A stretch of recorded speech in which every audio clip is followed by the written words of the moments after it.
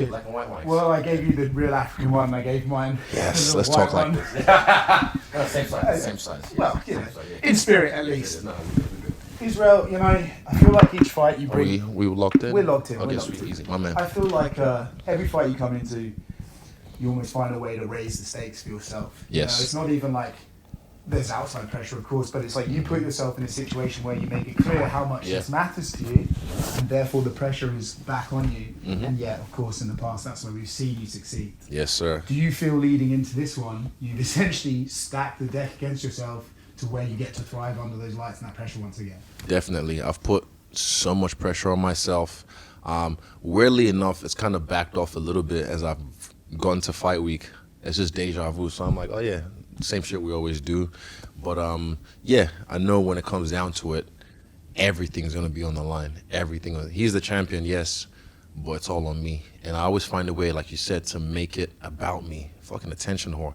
I make it about me, and I'm like, yeah. There's a few of those around these days. Yeah, oh yeah. We were just talking about one before.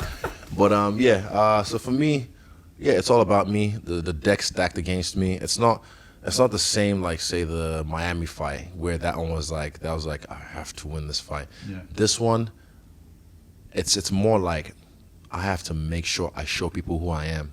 It's not like a revenge thing because I've never fought this guy. There's no history there in that sense. But I have to show people who I am because I feel like, you know, you're only as good as your last fight, as the internet likes to say. Yeah. But then I have to remind them, and I know myself, I know who I am, but I just want to remind the world who I am. Do you feel, I want to phrase this the right way, are you surprised maybe, like, look, he said what he said, you've addressed how you feel about that. I think actually a lot of black Africans in the UFC have also addressed how they feel about it. Yeah. Are you sort of surprised? Not even Africans, they're Americans, some of them as well. They just African, like, they get it, yeah. Heritage, yeah. But are you surprised that he sort of kept it, stuck by it, and just refused to let back down? Said, no, I said it, and I meant it like this, and you guys can't make it mean something else? You can say it like that in the beginning, but that's not what he said, and I've said it again. No African I've ever heard use the word real African. Yeah. Like, that's a weird thing. Like, oh, I'm a real African. It's like, who would ever say that if you were really an African? That's a weird way to, you know, put yourself out there. But look, he said what he said. He wants to hold on to it. He can hold on to it as long as he wants. But those who want to be willfully ignorant, they can be. But if you know, you know. Yeah. Yeah. Do you think, I think it was Sadiq Youssef said, like, the conversation gets tiring because sometimes you're talking to people who like are choosing to pretend they don't understand. Because they know. It's like, remember back in the day, they know what's wrong, like, but you just play ignorant because it's almost like gaslighting. They like to see you mad. So I don't even get mad at it. I'm like, you guys are fucking trolls. Yeah. So do your thing, and then I focus on what I want to do, and I focus on the people around me. Yeah. The outlook on him as a fighter is like, it's kind of funny, right? I feel like 50% of people thinks he's just kind of this massive, weird spaz guy who comes in and does weird shit and somehow gets away with it. And then there's another people like group rising where they're like, oh, actually, he's doing stuff intentionally on purpose. He's being weird on purpose to like catch people out. Yeah. Which camp do you fall into? And do you see him almost as a puzzle to be solved? Like you were once considered this massive puzzle to be solved. 100%. I don't think it's going to be a hard puzzle in a sense because he's great at what he does. But styles make fights. And he's great at what he does. He gets away with a lot of things because, you know, he makes people play his game. And look, what did I say? You go wrestling with a pig, you're going to get messy too, and the pig's going to win because it's going to drag you and beat you with experience. But I can get muddy too when it's time to get muddy. I can play in the water as well. But again, I know how to fight clean and I know how to fight dirty, if that makes sense. So yeah. I'll play both sides when I need to. Like, wait till Sunday, I'll show you guys. I'll play both sides. It could be muddy first, it could be clean first. We'll find out. Yeah. Were you surprised Dana gave you guys Sean Strickland already? What do you mean? Dana announced today Sean's fighting the winner. Oh, really? Yeah. Oh, nice. Oh, okay. He said that, he said at the convention, he was like, yeah, Sean Strickland's #1 ranked. He'll fight the winner. Cool. I'm going to presume February because that's in Sydney. That's what knows about, but I'm guessing that would make sense. So for you, I'm sure that's a fight you've wanted back. It's a logical fight for definitely. You. Cards are all lining up nicely for you then. Yes. That's nice. I didn't think the UFC would just announce that like that, but I thought maybe Whitaker versus Seemed like what's that's his where name? It's going, right? Hamza and Hamza, yeah. I have to think about it. Well, I like it. I don't mind it. I like it. But yeah, cool. Yeah. It seems to me then it's like the DDP fight you had to happen. You got in the cage. Mm-hmm. You bust a few choice words on him, which I enjoyed very much. I thought it was a very funny moment. I think Tim Simpson was sitting there having a heart attack, but I enjoyed it. He loved it. and then obviously the Strickland fight is one that you have to get back because of the way your body was and the way that fight went in. And after that, is it just legacy fights? You don't want the belt, right? You want heads. It's just like that. Exactly, legacy fights, like fights that I actually want to fight. Again, Strickland, that's a revenge tour.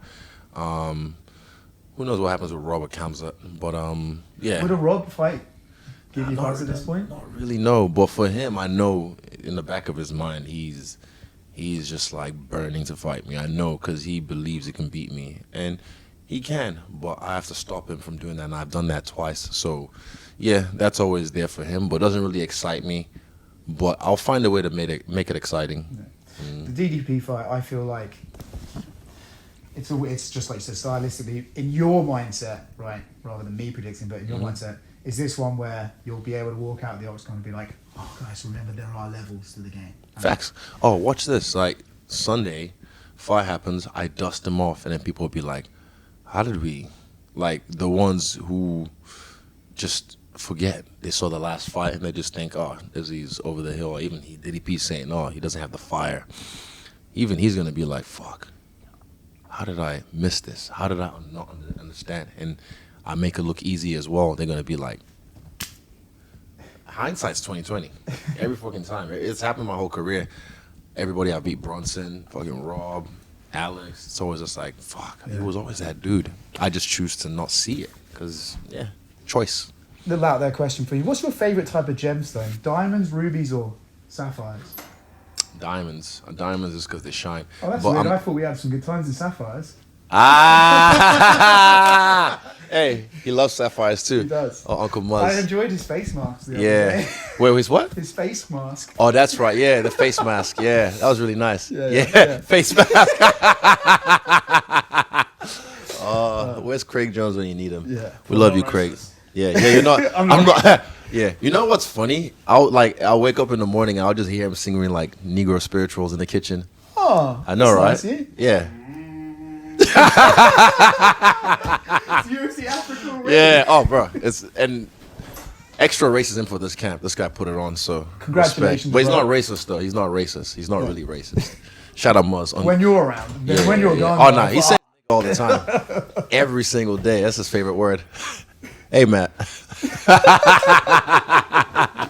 Nah, but even what was it? Diamonds. Diamonds, I think, just because I like the way they look. But I don't care if I don't. I'd rather get the man-made ones. Yeah. I'd rather get the man-made ones because I feel like I can. Who gives a fuck how they made? Yeah. But all these bitches want engagement rings with blood on them. Yeah. So yeah.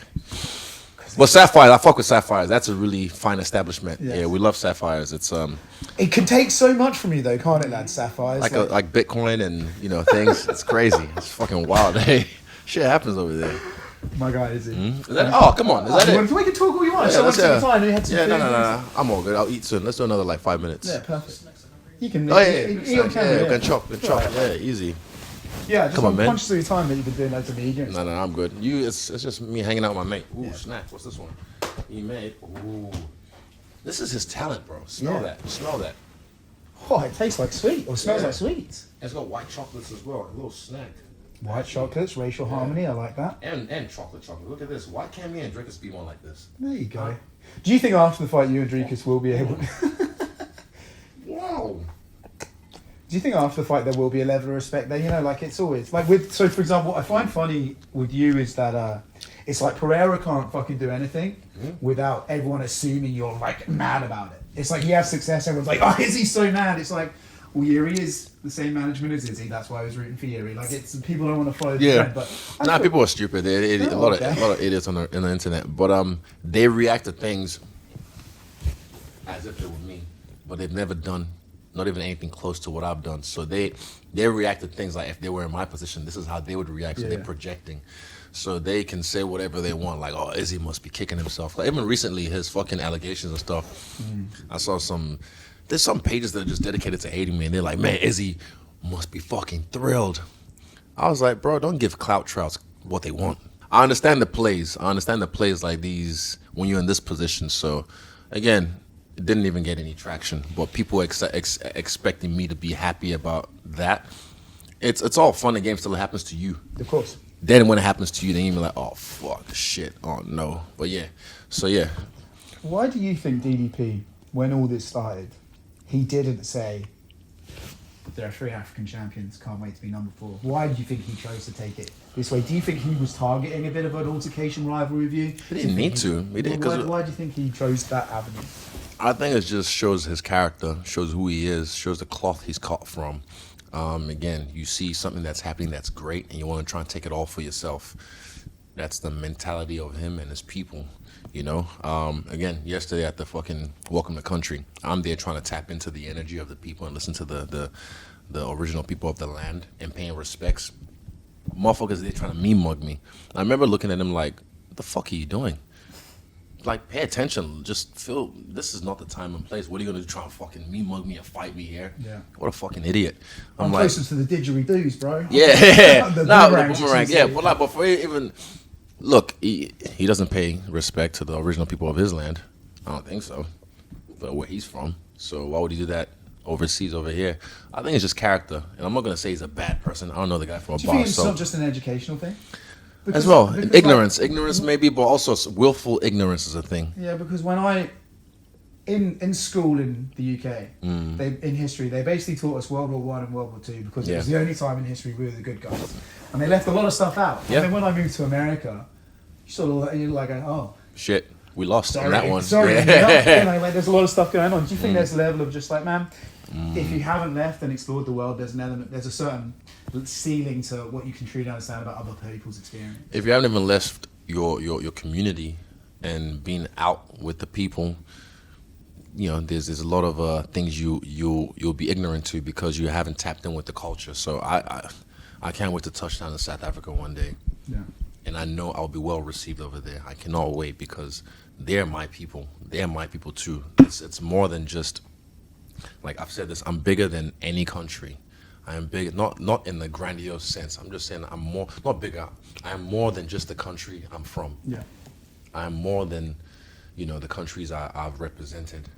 You know, I'm a son of the earth. You know what I mean? That's why so many people from all walks of life are able to tap with me and relate to me and feel me because they understand my story. So yeah, you know, all these people like carry their flag and this and that. And I respect it. It's you have to be someone like me who I've traveled. I'm well traveled. I've fought all over the world. You know me. I've dropped my seeds different places. Yeah. So it's like I'm a son of the earth. Yeah. So I can go to fucking Russia right now and tap in with them and be able to connect with the people over there in a way that a lot of other people can't. Yeah. Do you want to address like the? I feel like the biggest thing that's thrown at you at the moment is like, oh, he was 8 years old and there were servants and stuff like that. People are fucking idiots, eh? Like, they don't understand, because just, look, they think, like, I was this guy who just, you know, didn't have any discipline or anything. Look, there was a point when I was doing really bad in school, and then my dad made me go live with my teacher, Mr. Sullivan, for a year. Out of the house, you know. So I had to go to school with him and stuff. This is where I learned my really streetwise skills because I almost died a couple of times, and I'd only go home some weekends. But yeah, I was, you know, brought up in a privileged household, but I never really knew I was privileged because my parents we still had to do chores, you know, even though we had maids. It's a big ass house, yeah. You know. We have people like to do all this kind of stuff, but people want to create their own narratives and make their own bullshit in their head because they have an idea of what they think. And those people as well who keep doing that and they get really mad and really triggered by me just existing, that speaks a lot about them than it does about me. A lot about them because I ain't doing shit but living my life and I'm telling my story, but somehow it really upsets them and upsets their spirit. I love it. I like Alex and I'm proud of what he's doing. But example, like his fans, they're still like coping. They're like, it's still 3-1, damn it. You know, but I'm like, I like the fact that even I'm in their head. He's okay. No, he's fine. I saw something, he's like wishing me luck and stuff, and I'm like, that's cool. Like, I have no ill will towards him. And again, when he fought Jan, I picked him to win. You know why? Because I thought he's probably going to win this fight. I fought both of them, and I just picked him to win, and I expected him to win. But if you're fighting my friend or someone I'm cool with, I'm going to support them, and I'm going to find a way for them to win. This is how Jury can win. So I'll try and support that. But a lot of people can't see the forest for the trees, and that's their downfall. Yeah. Do you see a world where Belal Muhammad moves up and fights you eventually? I mean, he's got like Volkanovski. Nah, let him do what he's done at welterweight right now. Like even right now, look, Leon's my guy. Yeah, I love Leon. That's my brother, you know. But seeing what Belal did, not to him, but to win the belt after the whole internet, Twitter and Instagram all hated him and all that kind of stuff, talking shit about him. And I didn't even give him a chance to. I was like, how is he going to win this fight? Because Leon pretty much dusted him before the accident in the first fight. And then he went out there and did what he did and was putting pressure on Leon. At one point, I was like, what am I watching right now? I remember saying that on the breakdown, on the Bro, reaction. I felt like that watching you and Sean. Yeah, exactly. I was like, what am I happening? watching right now? And then to see him win, of course, I'm gutted for Leon, but then to see Belal break down in tears and then see him be celebrated and then see he's given hope or inspiration to millions of Palestinians right now who need that kind of champion. It's a beautiful story. Even me, like people can't understand the duality. When Sean beat me, I told you, there's a clip when I told Dana, I was like, look, it's a great story for him. It's a great story for America. Because I can see both sides, but a lot of people can't. They only focused on their own story. And that's my advantage, is because I can see both sides of the coin. Yeah. I remember that night actually seeing you after. You were like, hey, it's his moment. I'm happy I was able to be part of his moment and give him that moment. You were completely genuine about it. But it's I not think over. one of your strengths is like when you have like a bad night, you're able to project strength so the people around you don't feel. I see as that well. as one of your strengths. But Thank you. I appreciate that. Yeah. And again, I look forward to, I've heard this. I like that. That's definitely added something new to this. Because that was breaking news for me. So that's definitely added something new to this fight. Yeah. So I'm like, okay, a little extra sauce, a little extra fuel. I'm like, cool. I get this guy, then I get Sean. Yeah. We'll leave it on this one. Just, you know, the big story about your body was banged up for Sean. And I remember you weren't able to do the press up at the open workout. Yeah. I remember seeing that and being like, alarming. With my ass in the air. What the fuck is that? You got to take your time off. You got to come back. Performance-wise in the gym, just how... Because Dan says like he doesn't even like sparring you because you're hitting too hard and stuff like that. Performance-wise for you, seeing and feeling how the breaks benefited you, how much has it benefited you? A lot. I'm fresh. I feel like I've taken my time just to... I've reset myself. And even Dricus is saying, no, he doesn't seem as hungry. I'm hungry. It's all projection. I'm like, cool, you can feel however you want to feel. But those who know me, those who understand me, and those who love me know exactly what I can do when it's time to go. And I've had my time off. I removed myself from the game. I felt hungry. I came back gradually. I did everything right, and I did all the little things at this stage where that I probably should have been doing a long time ago, but I was just crazy and also just good at what I was doing, great at what I was doing, so I was able to do it. But now, I'm in bed before midnight now. It's crazy. Like, I actually, and breakfast and all that kind of stuff, you know, using the hyper ice on my legs, you know, ice baths every day. Like, yeah, that kind of stuff all helps, but the culmination of all those little things, those showcase themselves come this weekend, and I can't wait to express myself again and do it again and again, like I always do. Yeah.